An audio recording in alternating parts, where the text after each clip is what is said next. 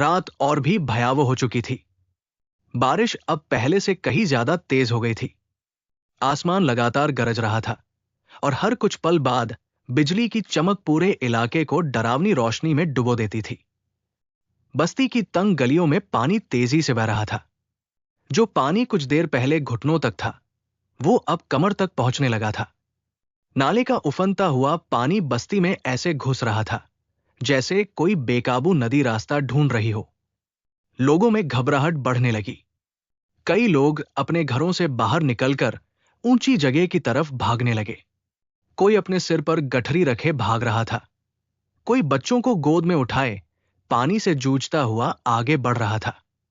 अचानक पास की गली से एक जोरदार आवाज आई। धड़ाम! एक कमजोर झोपड़ी पानी और हवा के दबाव से अचानक गिर पड़ी। टीन की चादरें और बांस की लकड़ियां पानी में गिरकर बहने लगी। भागो! झोपड़ी गिर गई! किसी ने डरकर चिल्लाया। यह आवाज सुनते ही पूरे माहौल में दहशत फैल गई। अब लोग और तेजी से इधर उधर भागने लगे। राजू भी पानी से जूझते हुए लोगों को बाहर निकलने में मदद करने लगा। उसका चेहरा घबराया हुआ था।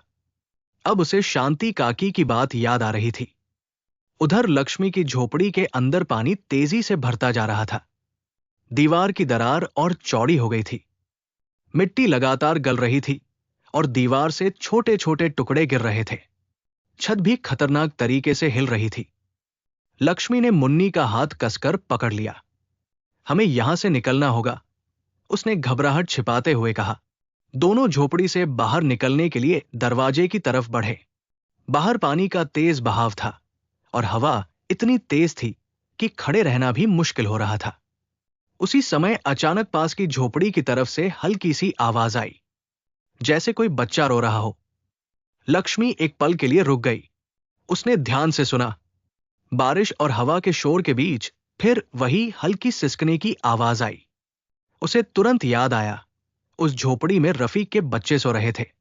मुन्नी तो उसके पास थी, लेकिन छोटू अभी भी अपनी झोपड़ी में होगा।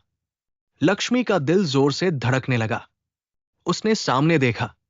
पड़ोस की झोपड़ी आधी पानी में डूबी हुई थी और उसकी दीवारें भी खतरनाक तरीके से कांप रही थी।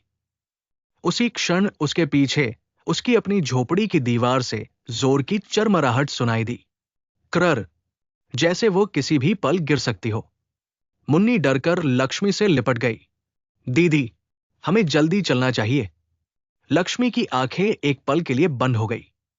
एक तरफ अपनी जान और मुन्नी की सुरक्षा थी और दूसरी तरफ उस झोपड़ी में सोते हुए मासूम बच्चे। बाहर तूफान और भी भयानक हो चुका था।